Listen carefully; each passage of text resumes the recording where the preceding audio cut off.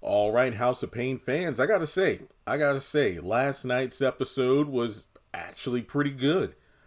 Episode 10 entitled Final Answer, which I suppose is the mid-season finale because apparently episode 11 isn't supposed to come out until November 19th.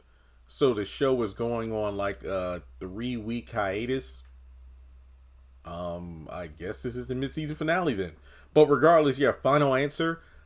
Believe it or not, the only reason I'm giving it a 9 instead of a 10 out of 10 is due to the fact that yet again we have a Curtis or Ella, because it's interchangeable. This storyline has been used so many times in the reboot.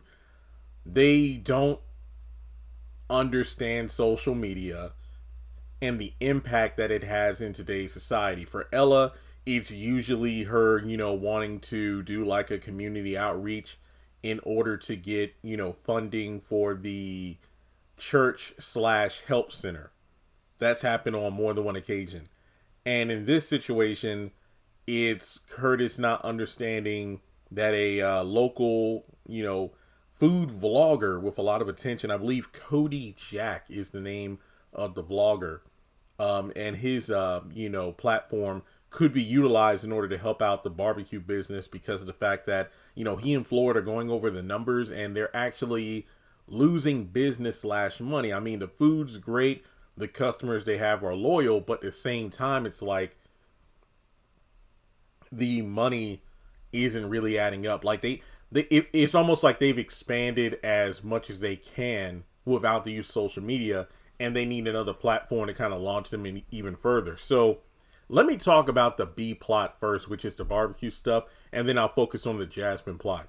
So essentially, Ella and Janine are trying to encourage Curtis to utilize social media, but he's a boomer, older, doesn't really care about that stuff. But Floyd, basically telling like, look, we better do something. And Janine is aware of the vlogger, contacts him, and then has him meet with Curtis and Floyd. Now, dude has a big personality, and it works. I think this Cody Jack was an intriguing character to watch. And as someone who doesn't really watch a lot of food vloggers, it's pretty good. What do they call those things? I think it was big during the pandemic. Mukbangs or whatever, where content creators would just have like a bunch of food in front of them, and they usually have a guest and they be eating. I don't know about you. I'm the kind of person that doesn't like eating in front of the camera, or not even in public, to be completely honest. I mean, it's just one of those things where I just like eating by myself, but that's just me. So he's trying to do just a sit down interview in the living room of Curtis and Ella's house. And, when he asks questions like, how long have you been, doing barbecue? What's your favorite dish? Curtis really isn't much of a conversationalist, which it's sad because we know this dude has a lot of big energy. I mean, if nothing else, when Curtis is in one of those excitable moods, he's kind of on the same level as Cody Jack. Maybe not as flamboyant, but you would think these two would have one heck of an interview. But basically, I've been doing barbecue before you were born, or what's the best dish? All of them. And he pretty much, gives off a funky demeanor that drives Cody away. And Ella and Floyd try to get him in line, saying like, look, we've gone as far as we can go. If you don't start doing the social media, business is over. But by the end of the episode, he goes and, apologizes. And the vlog is actually very good. I mean, I had to go back and watch it twice. Cody's energy combined with that good looking plate. Oh, yeah, this was definitely a show that will do numbers. And I believe that in the next episode, we're doing a continuation of the storyline where, because of the blow up from the blog, Curtis enlists the help of his family at the food truck because he needs it.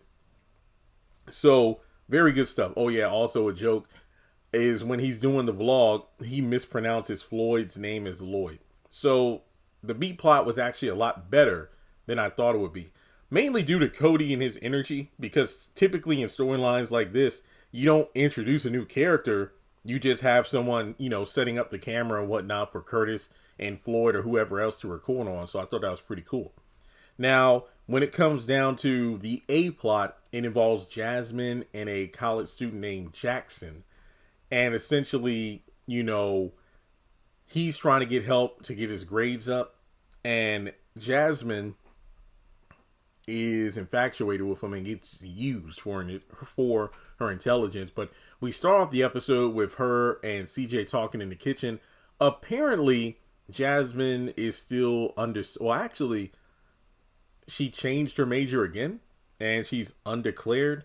She is interested in African American studies as opposed to psychology like she was last season. And I mean, hey, if I were a parent, like, look, we paying for education, so you better figure something out. I ain't gonna lie. And I just look at it from the perspective of me being a college student back in the day, and I was computer engineering. Looking back, yeah, I could have been making a lot of money, but my heart just wasn't in it. So I switched to communications, and well, thankfully it worked out for me because of what I'm doing right now. But I just feel like, because my nephew, he's 14, he's about to start high school next year. And then the he's about to start high school. That's still 4 more years.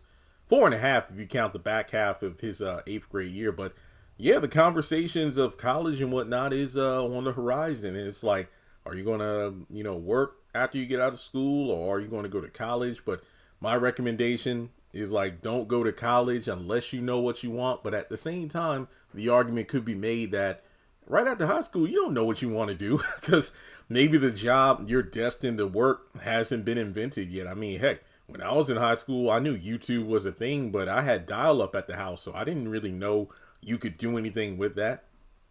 Same with college. I was in college. I didn't expect YouTube to be a thing in terms of what I do as a career. So, yeah, I think for Jasmine, she needs to be more disciplined. I know college is about finding yourself, but I think she's too easily, I wouldn't say persuaded, because this doesn't seem to be a case where her professor is, pointing her in one direction over the other. It's just that she has a lot of interest, but she needs to find something and stick with it. Also, I wonder if she's still doing her social media page. Remember, that's when she wanted to quit college to be an influencer. I wonder if she's still doing that. I mean, it would be pretty cool if she's able to do that with African American studies, because I think that would make her a very, very successful content creator. Okay, but more to the point, Janine comes in, and I think another reason why I scored this episode so high, again, the continuity. When CJ says his plans for the day is to work on a yard, Janine's like, oh, thank goodness, because I didn't want to have to tell you again about it. And she stopped herself mid-sentence to, not nag, which is exactly what was brought up in was it last week? No, the week before last. Yeah, I forgot last week was a break. In the previous episode about her always nagging CJ about something. So, like I said, I love how season 13 has multiple story arcs or storylines that are taken from one episode and aren't immediately resolved. They roll into the next one. So, CJ mentions that he's concerned about who's this Jackson? Because he's coming by for a study, session with Jasmine, and Janine's just eating it up. Oh, Jasmine and Jackson sitting in a tree. But apparently he's a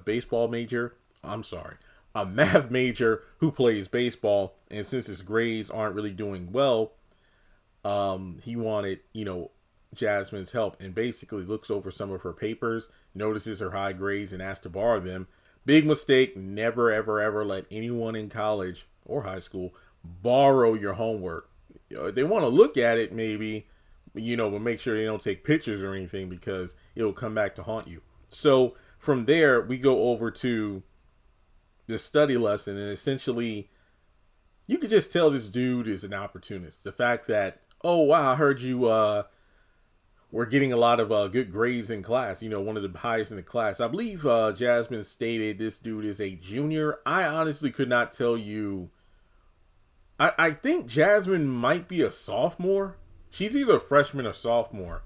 But come to find out that when Jasmine gets her grade back from her test, she finds out that she got an F, and she has to stand before the board of conduct because apparently they're accusing her of cheating. Jackson comes over, tells her about the situation. CJ's there too, and wants Jasmine to take the fall so he doesn't get kicked out of baseball. And he ends up calling Jasmine a square because she wouldn't do it. And then I love how Jasmine showed the Janine side of her and, chased him off. So then her parents pretty much, vouch for her in terms of don't bring yourself down. Trust your intuition, because Jasmine initially had a bad feeling about letting him borrow the papers, but she did it anyway because she liked him. And then she gets on the phone with the, professor, the doctor of the course. And honestly, I thought it might be one of those situations where Jackson had a change of heart and he came forward and told the truth. But no, actually, Jasmine just told the truth about how, I've done nothing so far this semester to, desecrate my reputation or ruin my chances of passing your class. So why would I do it now? And the teacher bought it. So all charges against her were dropped and they're coming down hard on Jackson. And that's pretty much it. So, she did say she's done with him, but then again, we know how Jasmine can be wishy-washy sometimes. So I wouldn't be surprised if the Jackson character doesn't show up again or is referenced in a future episode. So, like and subscribe. That's really all I have to say. Pretty good episode. Really good episode. And I will catch you all in the next video.